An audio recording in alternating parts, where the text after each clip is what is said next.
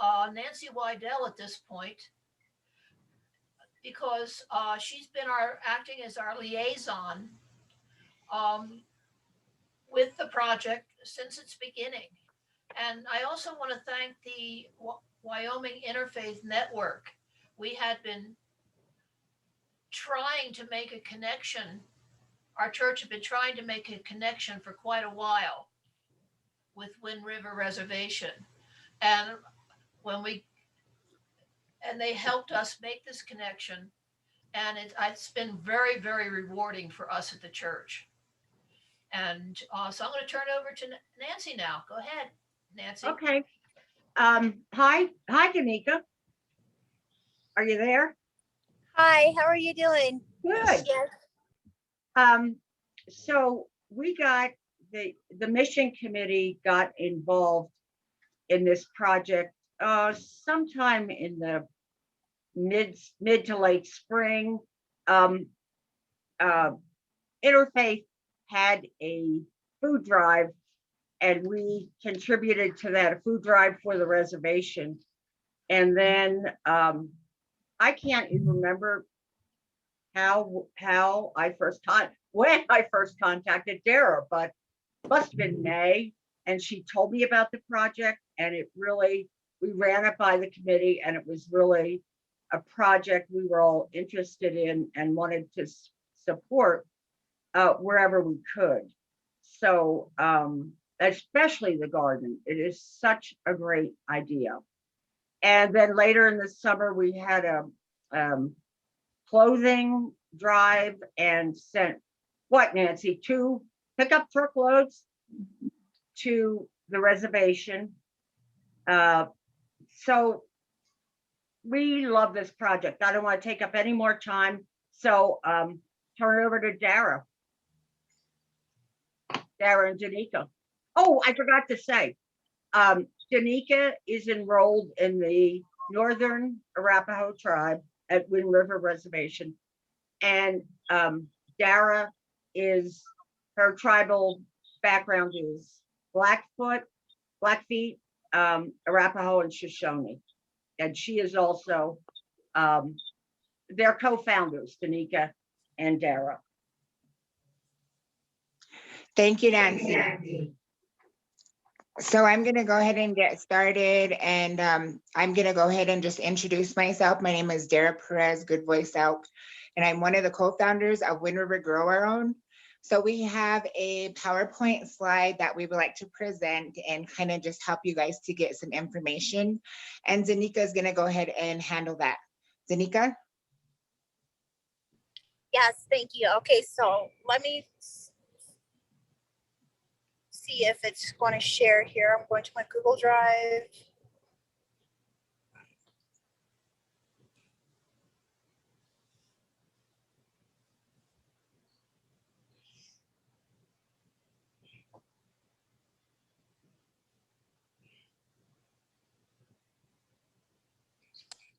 Tractor.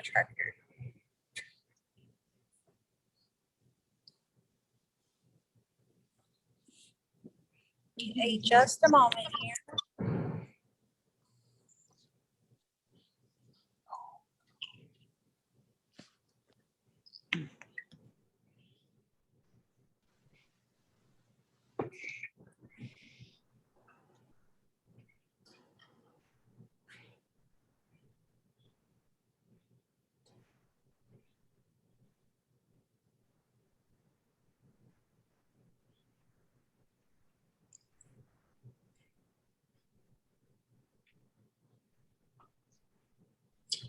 Okay, please let me know if you can see the slides.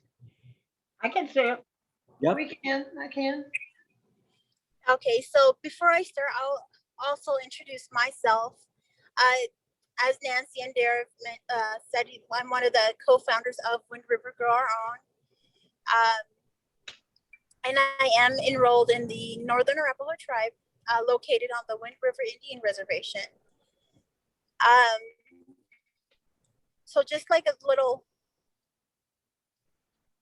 pre-story as to how we got started, Dara and I well, one day Dara came to me and she had these concerns, especially soon after the COVID pandemic started, with our grocery stores and whatnot being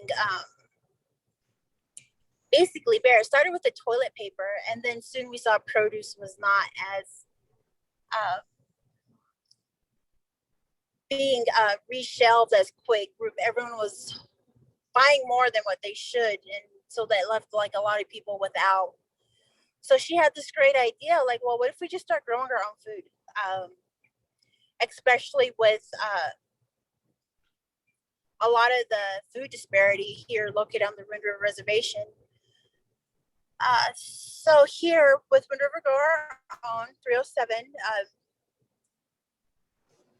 gardening and medicinal plant revitalization. Wind River Grower on 307. So our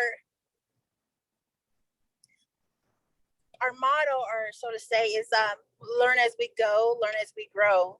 And our vision is to enable people in our community to learn the basics of gardening. We are not experts and don't expect you to be. Just come with an open mind and a willingness to learn. So that's what we tell all our participants that want to be involved, whether it's growing their food or even volunteering. Because every day we're learning something. Just recently, Dara was out with a lot of volunteers teaching them how to make garden boxes, just as an example for one.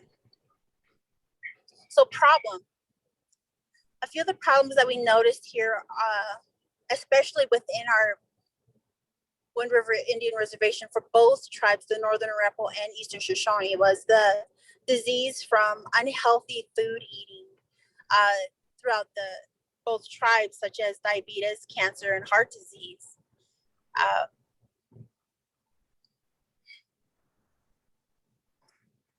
Anxiety and depression, a lot of that came from COVID-19 last year, which was what started us off, but also prior to that, of never having enough, like not enough food, not enough to stretch out our supplies from month to month. Most of the families on the reservation are below poverty income line guidelines. So like they depend on, let's say, like government assistance each month. So when it gets to the end of the month, their food starts to get scarce, so they start rationing, and then that adds to the anxiety and the depression. With the plant revitalization, we've noticed there is a loss of trees and medicinal plants, for instance, in terms of traditional economical knowledge, like our cedar, our sweetgrass, our herbal plants that a lot of us depended on years ago, and now due to drought or whatever else, overpicking, we don't have that same abundance.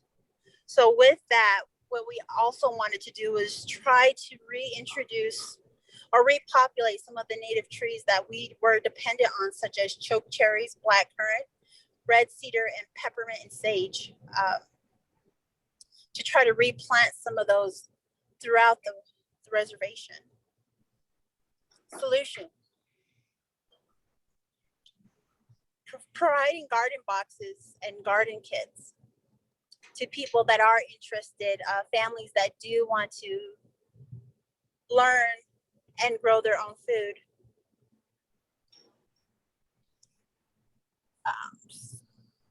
Sorry, let me turn this. Teaching community how to grow or garden via Zoom.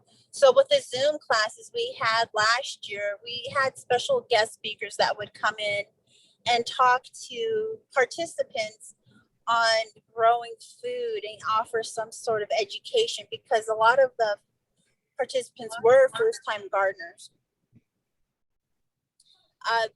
This year we want to try to do a little bit more of the one-on-one coaching to help people that are struggling or have questions.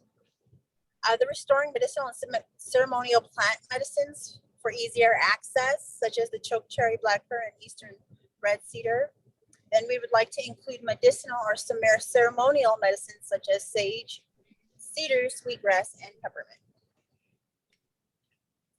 So, oops, let's go back.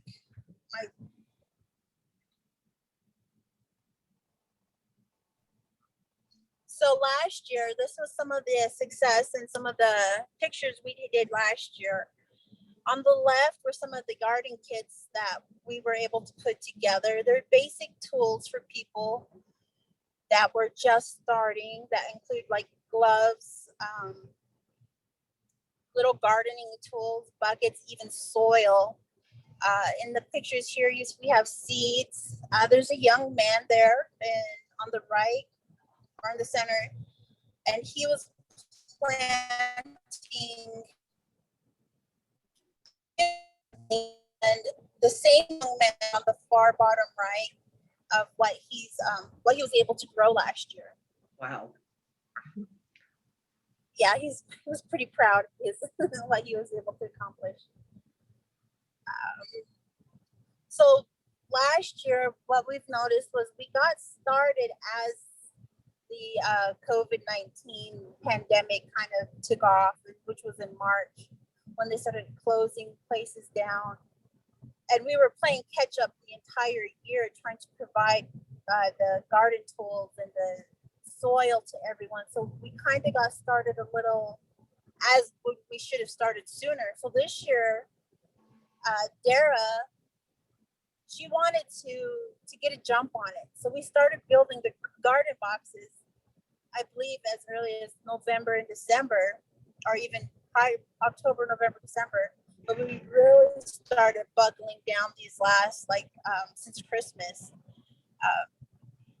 to get a head start. So that way we can get these to the people that want to be involved, so they'll be ready before growing season starts. Here's a picture of Dara and myself on the left just maybe 2 days ago. And we completed our target of 100 gardens. I praise Dara on this because it helped so many volunteers that came forward and how to make these boxes.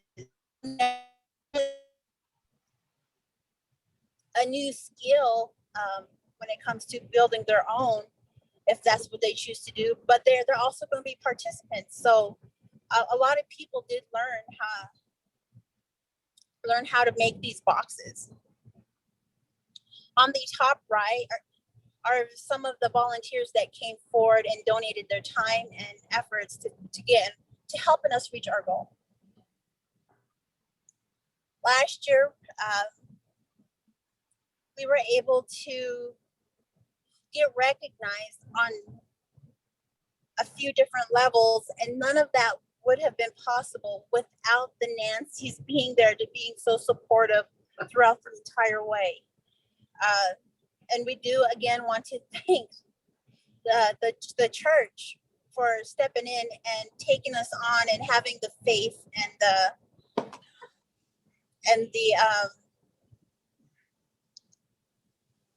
excuse me, I'm sorry, it's emotional to me, but it's a lot. It means a lot to us because we were able to help so many families that are near and dear to our hearts here on the Wind River Reservation. Here we were able to have our own logo. We had a local artist from our reservation provide a logo for us that is unique to us and that we would have all rights to. And then here's a list of our private donors and our current sponsors that we just want to share so everyone's aware. And again, we want to thank everybody for helping us with that, especially the Nancys for having faith in us as well. It was, let me interrupt here, it was really the committee. Yes, I'm sorry, the committee. I love your logo. It's really beautiful and very meaningful. That's new, isn't it, Danica? The logo? Yes, ma'am. It's fairly new. Dara reached out to I think her sister-in-law and I can let Dara go into more explanation about how our logo came to be. Thank you, Danica. So our logo was created by a local artist, a Northern Arapaho artist. That's my brother's girlfriend, my sister-in-law. So she was able to create the logo, and we purchased it from her. So yeah, it's a really good logo. So let me go ahead and talk about some of the current things that we're doing and what we should see within the next coming months. So we applied for some funding with Wind Health Disparities and with collaborations with Dr. Christine Porter and also researcher Melvin Arthur. And so what they do on the Growing Resilience Project is they're documenting and telling stories of the gardeners on the reservation. And so what we were able to do is to write into some funding to also get stories told with some of the grow our own gardeners. And so we'll be able to tell 20 stories via video, and it'll be the stories told by the actual gardeners of, kind of maybe some stories of tradition or culture, maybe what their mom and dad used to do, or maybe their grandparents, and so these stories get really emotional and deep, and you really tell a lot. And so we were able to get 20 of those with that, and also get a 2-part survey that'll be put together by Dr. Christine Porter that'll help us get some demographics of some of our gardeners. And so some of those things, talk about vegetable consumption, talk about, why people don't eat vegetables, maybe why they don't like certain vegetables, or maybe, different things, so that we can learn, what is suitable, what people like. And, another thing we want to do is introduce, we want to introduce some healthy eating and healthy lifestyles. And so one ideal that I had came up with that we're going to present to the board coming up is that, and then when I say board, I'm talking about our board. So one of the ideas we want to present is that, so we have 150 gardeners, 150 boxes that we'll be delivering. So with those 150 boxes, we would like to split those up.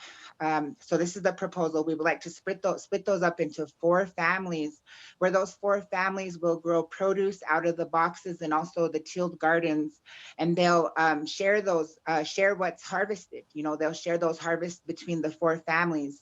And so a small portion of those vegetables and maybe fruits will be utilized to create a meal that family selects, and maybe something that they prepare. So that's the first half. And so the second part is another portion of that food.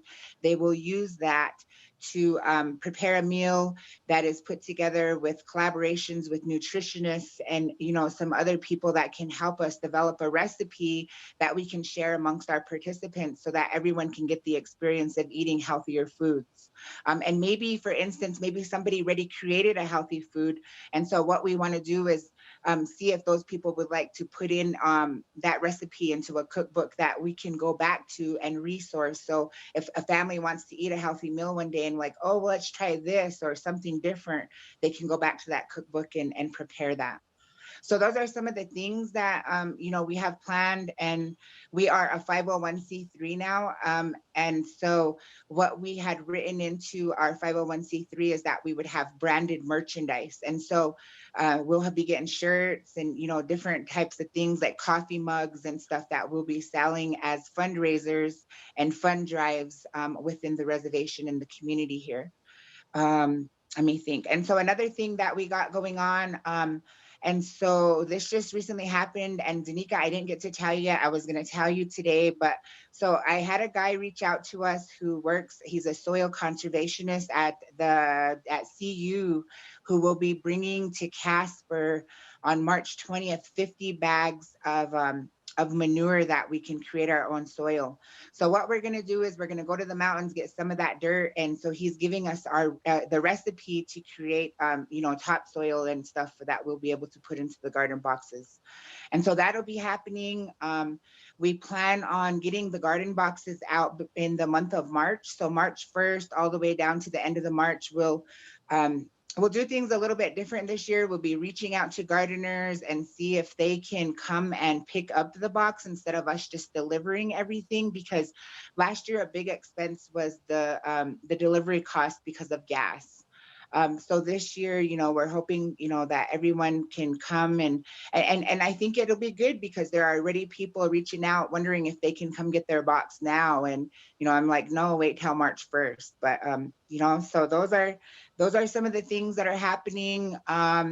We applied for a geodome. So the overall goal and what the idea is that we want to start growing the sprouts so that we can give those out. Because some of the times, we give out seeds and some people just get too busy, life gets too hectic, and those seeds just go into a drawer. And then, later those seeds they see those seeds and they're like, oh man, I forgot to plant these. And then they want to give them back because they weren't able to plant them. And so what we want to do is, get people motivated, get people, excited about growing. And so we start the starts and we give them out so people can just transplant them into their box. We'll be starting our Zoom meetings at the end of April 25th, I believe it is. Wait, hold on, let me look at my calendar. Let's see. Yes, April 25th will be the first meeting, and it is a Sunday. These meetings will be recorded. I shouldn't call them meetings, they're like workshops that we'll be doing. Our first workshop will have we had a gal reach out to us who designed the Central Wyoming College community garden. She helped the Lander community garden get their gardens designed. So she's willing to, link up with us and design some gardens for Salsa Gardens, for Three Sister Gardens, and, help us in that sense. So we had a meeting with her today. It seemed really good. She's going to join us in our first Zoom and talk about some garden designing, and she'll also talk about some do's and don'ts. So we have that. And then we also are going to bring back the kombucha. Last year, we taught about the kombucha, and I don't know if everyone knows what that is, but so it helps with digestion issues and whatnot. And so that was a good thing that, we learned last year, and some people are still doing that. And so we're going to continue that. What we plan on doing is utilizing some of the dispensaries in Jackson. Some of them make the kombucha. And so we want to give our new participants an experience of tasting the kombucha that's created there. And then they're going to start making their own. So that's kind of like the experience there. We'll bring back strawberries. We had a gal today, Celeste reached out, one of our funders, and she's got us a whole bunch of strawberries that she is sending to us. And so those strawberries are already pre-planted. So we'll be doing that. Some other things, maybe the worm gardens is what we learned last year. And I think those were good, not the worm gardens, but the worm bins. So that was a fun thing we learned last year, and also seed saving. So those are some things that we would like to continue to go forward this year, so that we can continue to learn how to be self-sustaining. When Danica was cutting out, when she was talking about the garden boxes, we made 150 garden boxes, and we had volunteers come over that, put in their time, and it was really awesome because one of the gals, she had no experience. She, her reply was, "Do you think I can do that?" Is when she was asked if she wanted to help. And her sister told her, "Yeah, I can. If I can do it, you can do it." And so she came over, she learned how to build the boxes, and she didn't even need a partner to help her. Like toward the end, she was building those boxes all on her own. She invited her teenage son to come help her, and she was just very thankful that, we got him out of the house, and she's like, "He don't ever come out of the house, he don't ever like to do nothing." I'm just so glad, that he got into it. And once he was building, he just kept going. And it's kind of like gardening. You know, I seen it's kind of like gardening when you get your hands in those soils and you're weeding, you just want to get it done. You know, you just keep going, and it releases, okay, so the scientific fact is it releases oxytocin in our body. And so it's that feel good hormone. And so when we're doing things like that, you know, it just really makes us feel good, and, you know, helps in the healing aspects that sense. But I don't know. Did I miss anything or? Well, Dara, I think what you're talking about involving kids is great. You were telling me the other day about some of your plans. You've already involved them. And I think also the master gardening, if you want to talk more about those Okay. two. Okay, so right now, currently, there are 3 of us that are taking Master Gardener courses with UW with their class. But the reservation will be having a free Master Gardener course, and that will start in May. And so we're encouraging and reaching out to some of the participants so that we can get them, you know, certified or get them in there to learn some of those skills that you need to do to be a great gardener, you know, to be that successful gardener. So those are some of the things that are happening. Another thing is we met with the Eastern Shoshone Business Council recently. And so it was amazing. It was very emotional for us. You know, they had told us that we're doing some amazing work in the community and that they commended it. And we were allowed to use the land and the resources any way we wanted to, you know, help our goal become what it is. So that was very emotional. And they were able to write us a letter of support. And so tomorrow we'll be meeting with the Northern Arapahoe Business Council and sharing and presenting the same presentation that you all have just now seen. And so, you know, we're hoping, you know, to get their support as well. But yeah, it's all about communication, connection, and we're finding out that, you know, the more partnerships you have, you know, you're not competing against people, but you're actually creating relationship and partnerships.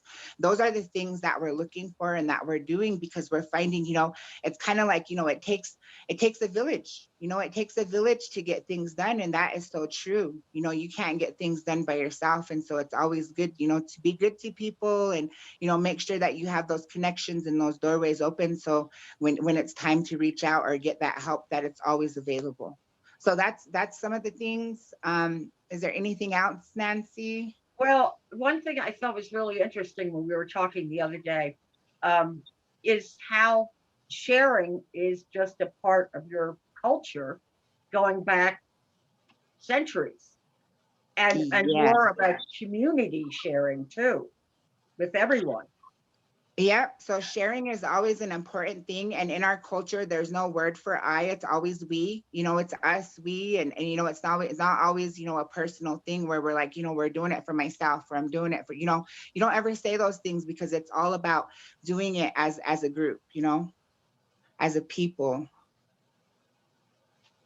Another thing, Dara, you might want to just an overview of how this indigenous food movement is really going.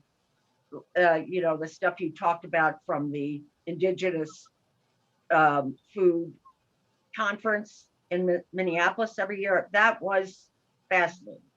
So you might want to talk about overall the little bit of the history behind it, since we have time. Sure. Okay. So some history about how I got started into where I'm at and what I'm doing today is, so I started out on the community advisory board for the Growing Resilience Project. And so that is a 5-year project and it's over now, but during that time, I joined it during the 2nd year. And so I was on the board for a few years, learned a few things. We were able to go to Minnesota to present on what we were doing. And what that project was doing is they put in 100 gardens for the Eastern Shoshone, Northern Arapahoe, 50 for each. And so what they did was they did testing on them. They tested, you know, blood sugar, they tested hand strength, they tested, or they did BMI, they did height, they did weight, and they seen, you know, what eating healthy vegetables did to a community. And they found, you know, some really awesome results because they found that it was the food that's making people sick.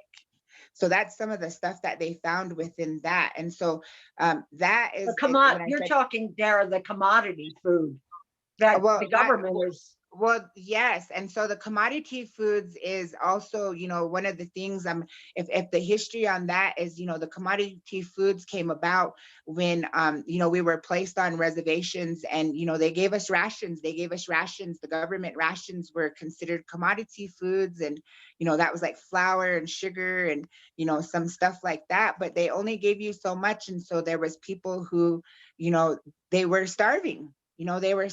And so some of the times, they would eat things like there's different things that they would eat, like the sago lilies. Those were some of the things that they would eat, and they would put them into a stew because that sago lily would give them the strength. That was like a strength type medicinal plant that gives you energy. And so these are some of the things that they learned and that they would eat so that they wouldn't starve. If you really want to go deep into it, it goes further to where, they had to rely on eating dogs, stuff like that. Those are some of the things that, came from, starving and trying to be wiped out or almost wiped out. genocide.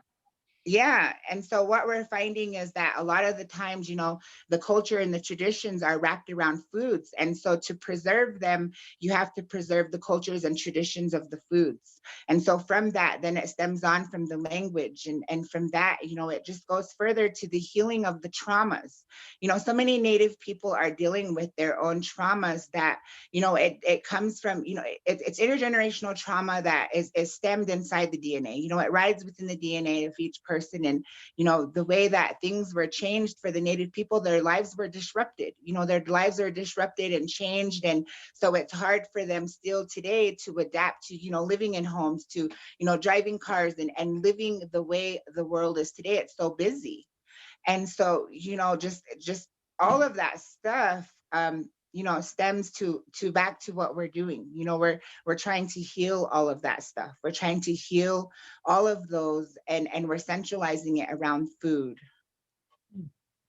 All across the country on the Yeah, reservation. and they're doing this stuff. This work isn't just the Wind River Reservation. It's just not our organization. This work is happening on every reservation. There's groups all over. So like there's one, for instance, they're doing things on Zoom. And so right now, Zoom and technology is important because it's really helping to get information out there. And so this one that's called the Creator's Garden. And so they're doing things to help with medicinal plants and to reverse diabetes, to reverse things.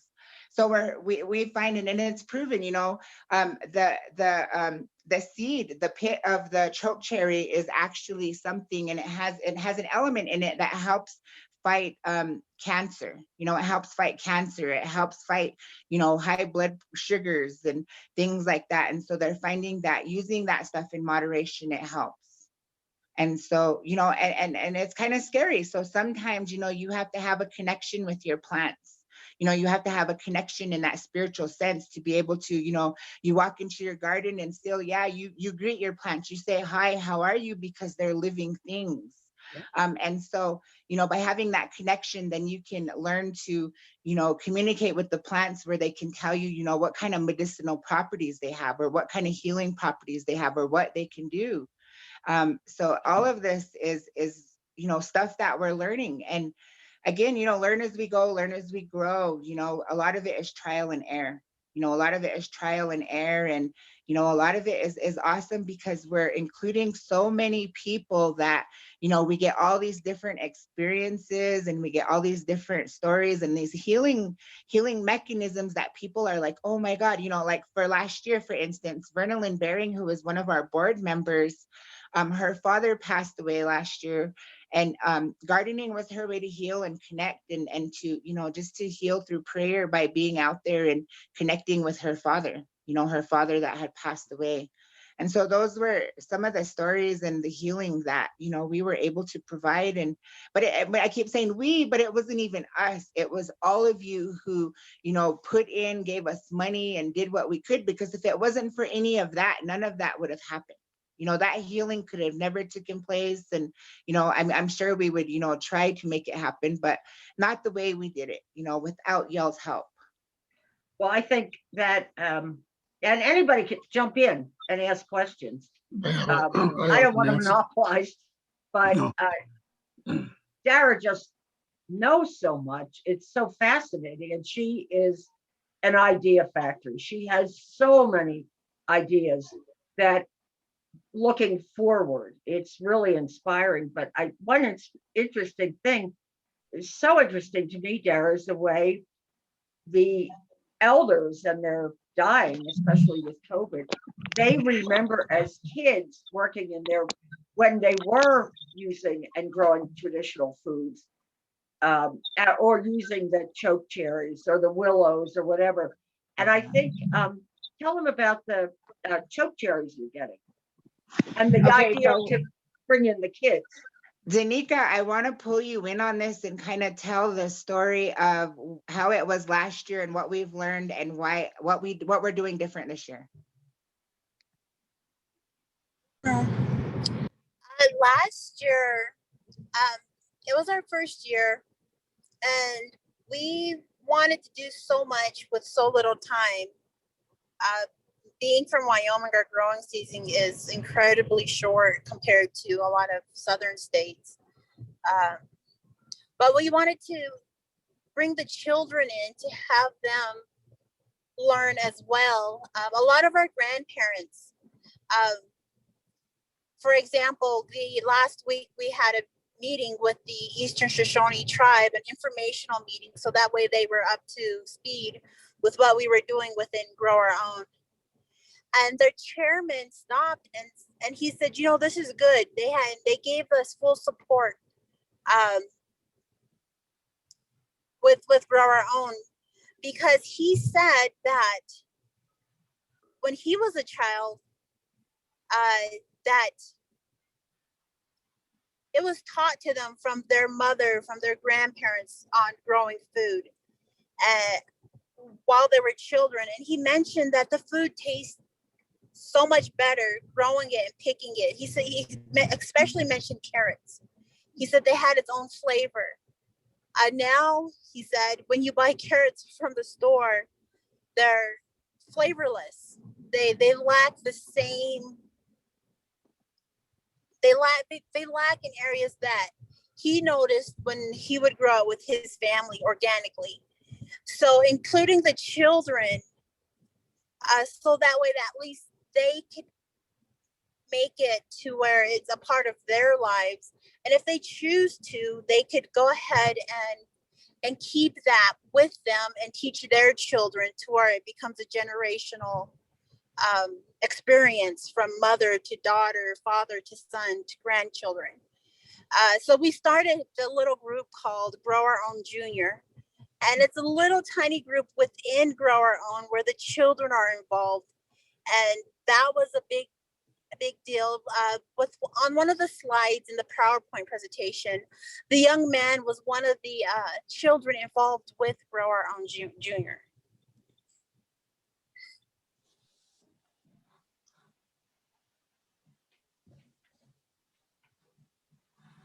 Dara, how Did about you want me to go? the choke cherries story that you were telling me yesterday about this year? Yeah, so we ordered 400 choke cherries, and so last year what we did is we started the choke cherries from a bucket because we had to go, and one of our participants had called us and said, you know, they were thinning out their choke cherries, and so we're over there, there was a bunch of us, you know, we went over there, clipped them, we put them in buckets because she had told us that you put them in buckets and they would root out. So we tried it again, you know, experiment, trial and error, and nothing happened. They just got rotten and gross. And so we just ended up throwing them away. And later we find out that that only happens for willows, you know, red willows. That happens where they'll root out in water, buckets of water. So this year what we did is we went ahead and did some fundraising. We got some money and we were able to get choke cherry roots. So we were able to order 400 choke cherry roots. We ordered 200 red cedar roots, and we also ordered 100 black currants. And so we're going to be planting these. And that was one of the discussions that we had with the Eastern Shoshone tribe is, we're going to be planting them in people's yards, but we're also going to look for designated spots along the river where we can plant these choke cherries, where there'll be gathering spots in years' time. So that's kind of the goal, and that's kind of the revitalization efforts that we're trying to, bring so that, our future generations have something to hold on to. Because who knows, where culture will be then, And you were talking about hoping to get the kids involved in the planting of those. So we're hoping to get the kids involved with the planting of the roots. And so that's still out there. So we've just been playing everything by ear. I have a lot going on and I try not to get stressful, but we kind of go as it comes and, learn as we go, learn as we grow. And that kind of works where everything's peaceful, where we just kind of take it as it comes. Nancy, Gerald had a question. I think it got answered, but Gerald, go ahead. I can talk a little bit more about those questions about the plants and the vegetables of what Sure. grew That best. was, Dara, that was I was just curious which kind of plants or vegetables you had success with the So climate we kind of stick and the with the soil, method of the Three and which ones you Sisters didn't. gardens. Sure. So three Sisters gardens consist of corn, beans, and squash. And so those are some of the things that grow. And so there's a mechanism and method where, they help each other, they support each other while they're growing, and they help, keep weeds out, all that type stuff. So the Three Sisters, those things, like I said, the squash are very resilient. And so what we're finding out is that each participant only needs about 3 squash seeds, because those squash seeds are so resilient and they produce so much that it can't feed, so much of it will go to waste. And so 3 seeds is what, we're finding and learning. Some other things that grew well was the tomatoes. The tomatoes were really resilient. And we had a lot of tomatoes. Some of them went bad during the frost. Some things that we would like to do different, and maybe we'll start doing some fundraising for that, is what we want to build these little shelters out of clear plastic that we can place above the gardens that are tilled during the time where, before the frost is over with. Because I know, we're going to be able to get them out there sooner. And so we want to learn different ways how to, deal with climate change, because climate change is among us. That's some of the things that we're facing and dealing with. And drought right now is a big thing. And so we're going to have to start looking for alternatives and ways to grow. So again, we learn as we grow. We're growing, we're learning, and we're meeting different people who are experts in many different fields who, are helping us. And the awesome part is, they're helping us and they're, offering their time in kind. And that's beautiful. That's beautiful to see people helping each other out during, this time. So I don't know, is there any other questions that we can answer? I had a question as well. Okay. Sarah, I've watched several of your wonderful documentaries that you've done for Wyoming PBS. And I was wondering what kind of role that's played in spreading the word and getting people interested around the region. So the documentary, Food Sovereignty in Indian Country, so that's the one that I really helped with Stephanie Smith. And so some of that, she wanted me to tell the story. And so I told the story of the commodities and how, fry bread came out and about because of commodities, that people think that fry bread is a traditional food, but it's really not. It's more like a food that came because, we were trying to feed our families, and so we created something, we invented something. And so that's kind of the story that was told in that, and how, things are shaped and changed by, what's happening today, and one of the big topics that were focused on that was white privilege. That was one of the big things that was covered in that one. And it was beautiful to hear it, because my friend, is the one who talked about it. And So she really, helped to open up perspectives and open different, points of views and eyes. And so I felt like that played a big part because, it got a larger audience, for people to hear about, what was going on. And some of it is uncomfortable. But what we're finding is that when you're uncomfortable, that uncomfortability is like actually the mechanism to heal. You want to feel uncomfortable because it's making you feel uncomfortable. So you learn how to heal from it. And so that's some of the things that we learned from that. And that was awesome, And so right now we're working with getting our own documentary. Last year we did some filming, and so we're going to continue forward and produce our own documentary for Wind River Grower On. And also some of the other producers that are here on the reservation, they've reached out and they want to do some stuff as well. So, it's really, like I said, those partnerships, those connections, it's really opened doorways. So, those things can happen, and, it's all beautiful work. So I don't know. I don't know if that answered your question. Sarah, I have a question. Grow Our Own has a great website, by the way. Just Google Grow Our Own. But is your documentary on that website somewhere so people could see it?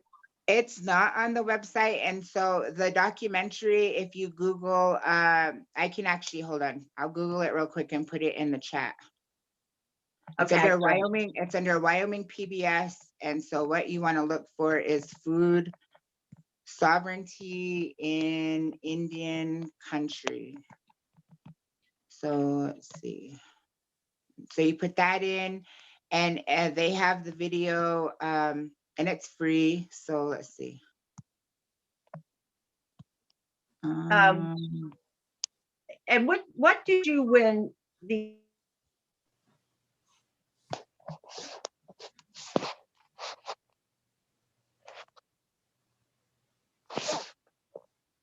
I'm sorry. Nancy, you froze up. Maybe she'll come back. Uh-oh. She wants to know are you there? Yeah. I think she was asking about what you. Dara won, Donica and Dara won a state award, didn't you, recently? So Danica, you want to talk about that? Sure. Okay, so last year Dara and myself were nominated for the Wyoming Business Report Woman of the Year for the nonprofit sector. I guess through the word of mouth and the way the story just took off, we got a lot of people aware of what we were doing or what we were trying to accomplish last year. And so we were nominated. And when we got our nomination letters, we were just so happy, like, oh my God, we're nominated. That was an accomplishment of ours in itself, but we had no idea that we would actually win. We were just so thankful for the recognition. So we did get featured in the Wyoming Business Report, and they sent the plaque for the Woman of the Year for 2020 for the Wyoming Business Report category, the nonprofit sector. So that was rewarding, and it felt good knowing that what we were trying to accomplish with the help of so many of our donors throughout the state of Wyoming, that recognized in that aspect. Well, we're excited for you that you won that. That was fabulous. And the work you're doing is so amazing. I can't believe all those boxes that you got constructed during this winter season. It's amazing. And so winning that has also, helped the organization to get recognition, because we put a advertiser in the Wyoming Business Report for October. And so a lot of people were able to see that and see what we were doing here on the reservation. So that was a big plus. Dara, sorry, who did I cut off? Dara, I was just wondering, apart from the garden, were you able to distribute all that clothing? So we were, yeah, all the clothing had went out. So once we took it from the site when Todd was here, so we went ahead and continued to distribute that. Okay, this is one of my favorite pictures. Oh, that's great. But good. Any other questions?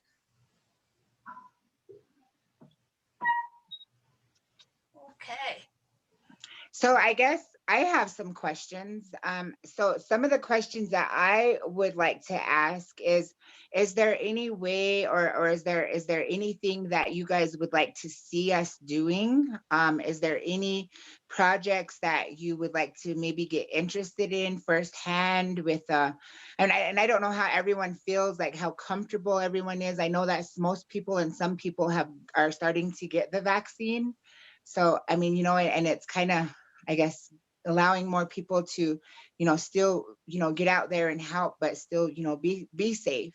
But so I guess that's my question, is if there's any ideas or if anybody is interested in, learning firsthand what it is we're doing. When we first started with you, Dara, Nancy and I were talking about taking a trip last August. Right. Assumption that we'd be on top of the pandemic, on top of COVID. And Right. I think she'll be talking with you about late in the summer or something, sometime like that, about, what work do you have coming up? What can we come out and help you with? And is there any way we can spend the night on a weekend or, whatever? I think we really would love to get hands on. Okay. And, what's stopping is at this point, we need more people getting vaccinated. All right. Okay, so when you're ready and you're vaccinated, just let me know and we can work something out. And I'm sure we can, we can figure something out. Okay. The one thing that I'm absolutely sure of is that when you and Danica get your heads together, you can always figure things out. Right. So true. That I'm sure of. One thing that I really enjoyed personally was early on participating in some of your circle meetings. Yes. Yes. That was very helpful. And so okay, so all of you who are here, and I'll get the information out there. So when we start our Zooms, everyone is welcome to, join in and get the information or just see what we're doing, all of you are welcome to do that. It's open and, pretty much available to everyone. That is great. That is great. A wonderful way to make decisions, I'll tell you. Somebody's better at life than meetings. It's a wonderful way to make decisions. One of the things that I've learned, so like I said, I was on the Growing Resilience board. And so one of the things I learned is like planning is awesome, but we gotta also act on that. We can't just keep planning. So that's the one thing I took with me. And so I just do it, and like I said, go as it happens and transform it and make it work. Because if you don't do it, life is so precious and it passes you by. You don't get that time back. So, we always, just go forward and go with it. Because, if it's meant to be, it's meant to be. You build it, you grow, they'll come. That's what they always say. And it's been happening. It's been happening for us. And so I feel like, we're guided, we're blessed. In the Native American way, they say, when you see eagles, it's telling you, you're in the right place, right time. And those eagles come to us all the time. And around here in the house, there's always that white eagle. And we always, we used to see it. We haven't seen it lately, but last year we were really seeing it during our path. And so it was telling us, we were doing the right thing. So okay, that sounds good. That's the reason I started by that Woodbury quote, which is no farmer ever plowed a field by turning it over in their mind. Without that action, it's useless. And yeah. You have shown us action, I think. Nancy, summary statements. What happened to Nancy? Uh-oh. Well, I have a question if that's all right. Oh, sure. Go Yeah. ahead. And I'm Linda Dixon. I'm from Cheyenne. And Roger invited, I'm on our hunger action team. And I wondered if Dara or, I'm sorry, It's is it Danica. Danica, Yeah. if you are willing, we usually have a guest speaker once a month. If you'd be willing to talk to our committee about what you're doing. Okay. If I could, are your emails on your website or? So our website address is growourown.garden. So that's how you get to our website. And a lot of our correspondence happens through our email. And so Okay. our email address is growourown307@gmail.com. Okay. And then we're also on Facebook. And so it's just Grow Our Own. Okay. Thank you. Yeah, Dara, you're welcome. could you talk a bit about, you touched on it a little bit, but could you talk a bit about the impact of COVID on the reservation, please? Yes. That may be a difficult So I might get a little bit subject. emotional and I'll try not to. And It's so okay.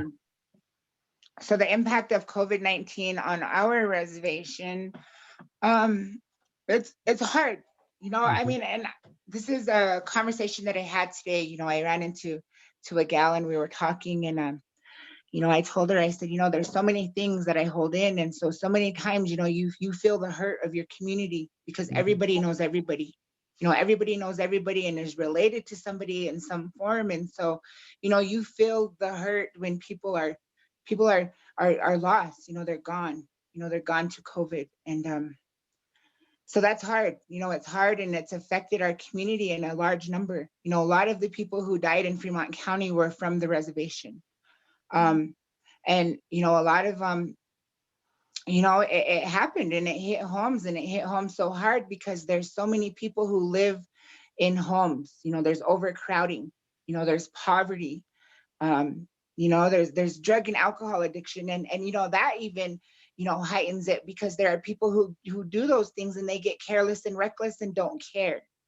And so, bringing that stuff into homes where there's elders and, where there's, people who are vulnerable to the sickness, that was one of the things that, struck a lot of the community here.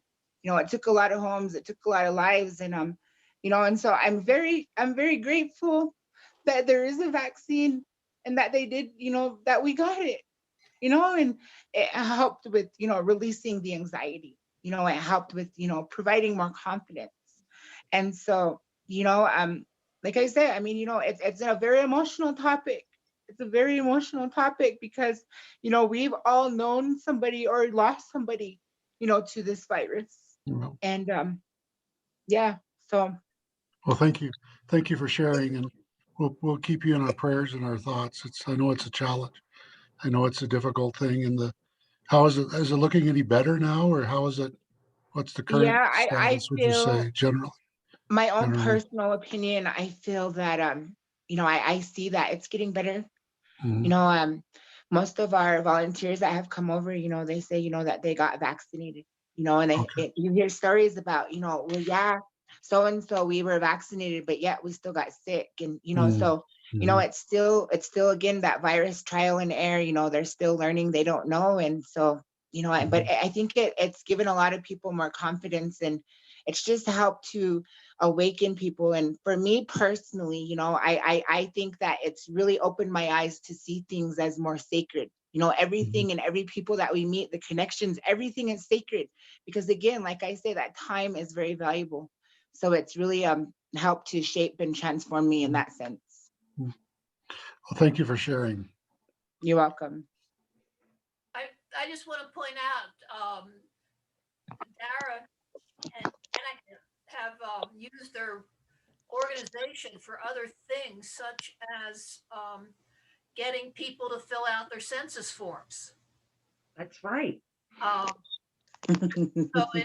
it's there's all sorts of activism this group has done to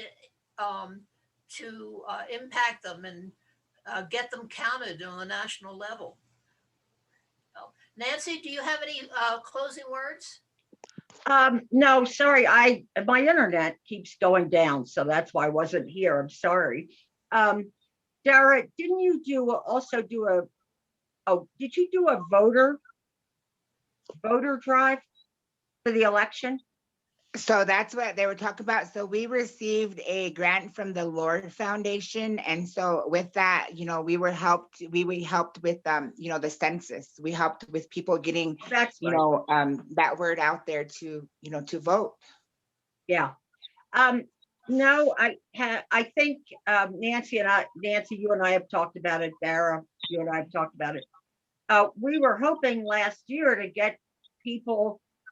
Nancy and I really wanted to go out there and see the gardens, but because of COVID, but we're hoping this summer that once it sort of stabilizes, that we'll be able to go out and maybe some of our youth groups might want to help out too. If we could go out there a couple times. But anyway, I am desperate to see those gardens because I think it's so inspiring. So I think unless anybody else has questions, we're done. I just want to thank both of you for giving your time tonight. Yes, absolutely. Yeah. Thank you. Thank you. And it's nice Absolutely. to see you all. And I'm Thank happy you. that you all are happy. So, thank you everybody for coming, and stay healthy, stay safe. And this is last year for this group was a beginning year, and it's going to be exciting to see what happens this year. Yeah. And I'm expecting great things, Dara and Danica. Yeah, of course, always.